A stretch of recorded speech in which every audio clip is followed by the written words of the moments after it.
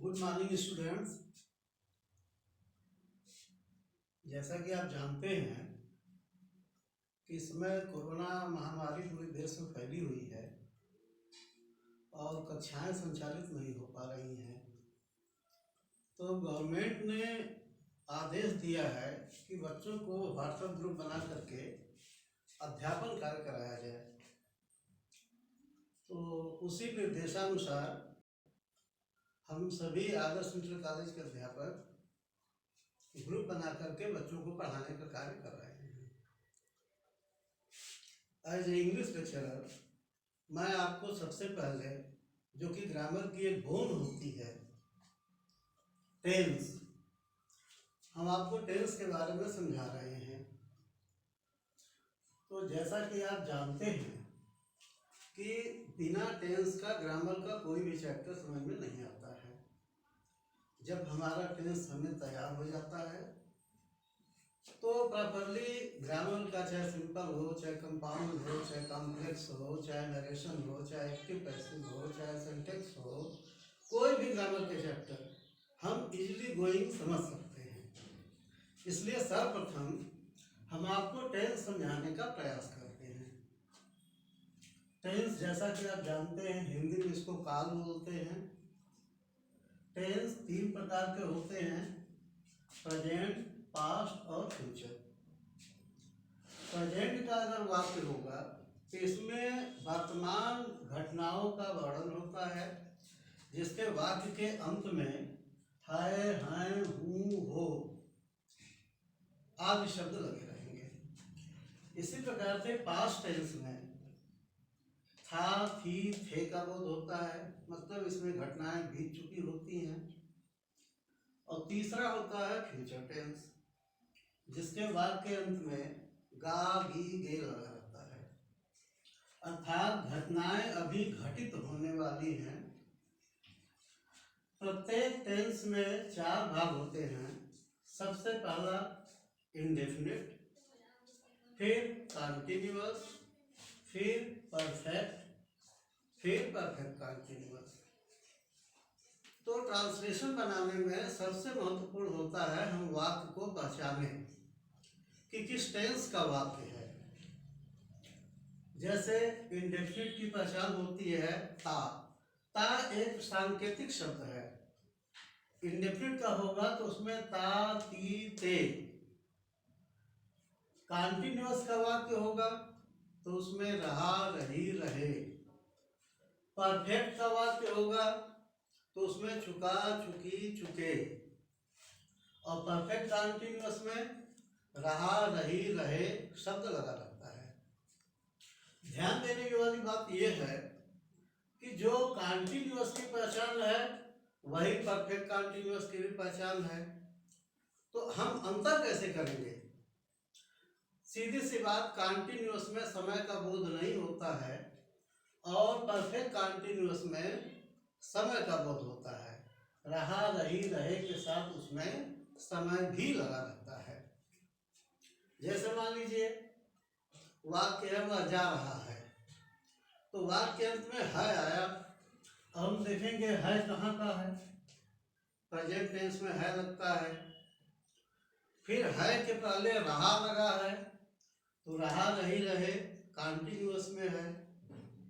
Perfect continuous में भी रहा, रही, रहे हैं, लेकिन इसमें समय नहीं दिया हुआ है। वह जा रहा है, इस वाक्य में समय का बोध नहीं कराया गया है। इसी तरह से अगर कहा जाए वह जा चुका था तो अंत में था लगा है। था का मतलब पास्ट टेंस हो गया। अब था के पहले चुका लगा है तो चुका, चुकी, चुके देखिए परफेक्ट में लगता है, अर्थात यह पास्ट परफेक्ट टेंस हुआ। इस प्रकार से एक लाइन में पहचान याद करेंगे, ता रहा, चुका रहा। ता का मतलब इंडेफिनिट, रहा मतलब कॉन्टिन्यूअस, चुका मतलब परफेक्ट, और रहा, रही, रहे के साथ अगर समय आ जाए तो परफेक्ट कॉन्टिन्यूअस टेंस हो जाएगा। अब इसमें पहचान के बाद सबसे महत्वपूर्ण होता है हम सहायक क्रियाओं को लर्न कर लें। हेल्पिंग वर्ब क्या लगती हैं? जैसे ये प्रेजेंट इंडेफिनिट है, इसमें डू डज सहायक क्रिया लगती है।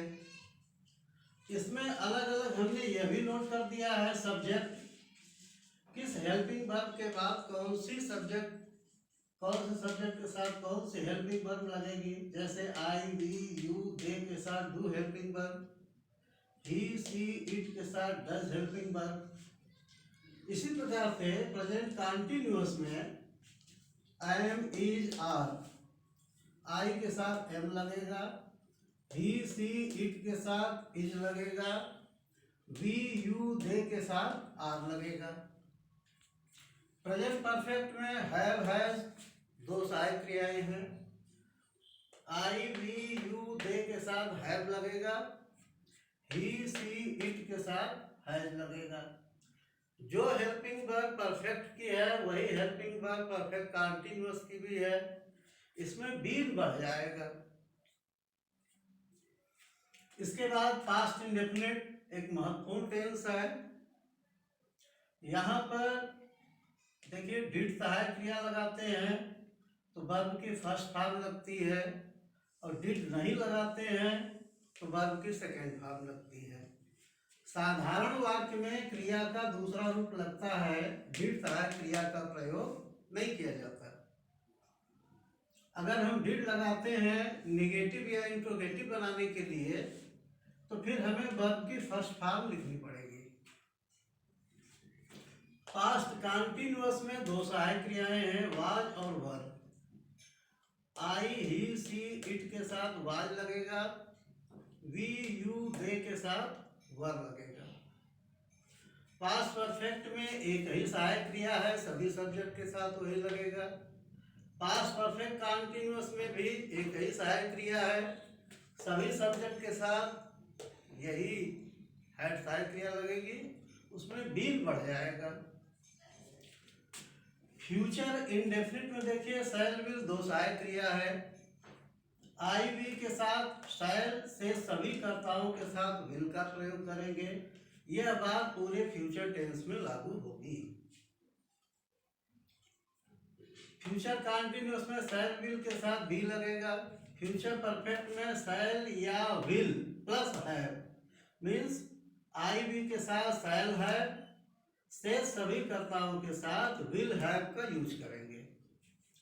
फ्यूचर परफेक्ट कंटीन्यूअस में शैल या will plus have plus been, means I we के साथ शैल हैव बीन से सभी सब्जेक्ट के साथ विल हैव बीन का प्रयोग करेंगे। ये तो हेल्पिंग वर्ब हो गई, कौन से सब्जेक्ट के साथ किस टेंस में कौन सी हेल्पिंग वर्ब लगेगी। इसके बाद महत्वपूर्ण है कि किस टेंस में वर्ब का हम कौन सा फॉर्म लगाएंगे। देखिए ये इंडेफिनिट की लाइन है, प्रेजेंट इंडेफिनिट फ्यूचर इंडेफिनिट में वर्ब की फर्स्ट फॉर्म लगती है। पास्ट इंडेफिनिट ही पूरे ग्रामर में एक ऐसा टेंस है जहां पर डिड लगाने पर वर्ब की फर्स्ट फॉर्म, डिड नहीं लगेगी तो वर्ब की सेकेंड फॉर्म। जितने भी कंटीन्यूअस हैं, चाहे प्रेजेंट कंटीन्यूअस, चाहे पास्ट कंटीन्यूअस, चाहे फ्यूचर कंटीन्यूअस, जितने भी परफेक्ट कंटीन्यूअस हैं, चाहे प्रेजेंट परफेक्ट कंटीन्यूअस हो, चाहे पास्ट परफेक्ट कंटीन्यूअस हो, चाहे फ्यूचर परफेक्ट कंटीन्यूअस हो, वर्ब की चौथी फॉर्म का मतलब फर्स्ट फॉर्म में जब आईएनजी लगा देंगे तो वर्ब की चौथी फॉर्म बन जाएगी। इसके बाद देखिए परफेक्ट टेंस है, सभी परफेक्ट टेंस में वर्ब की तीसरी फॉर्म लगती है। प्रेजेंट परफेक्ट में तीसरी form, third form, past perfect में भी थर्ड फॉर्म, फ्यूचर परफेक्ट में भी थर्ड फॉर्म लगेगी। इस प्रकार से इस चार्ट के माध्यम से सभी छात्रों को यह सलाह दी जाती है कि आप अच्छे से ये तैयार कर लें किस टेंस की क्या पहचान है, उसमें कौन कौन सी सहायक क्रियाएं हेल्पिंग वर्ब लगती हैं, उसमें वर्ब की कौन सी फॉर्म लगती है।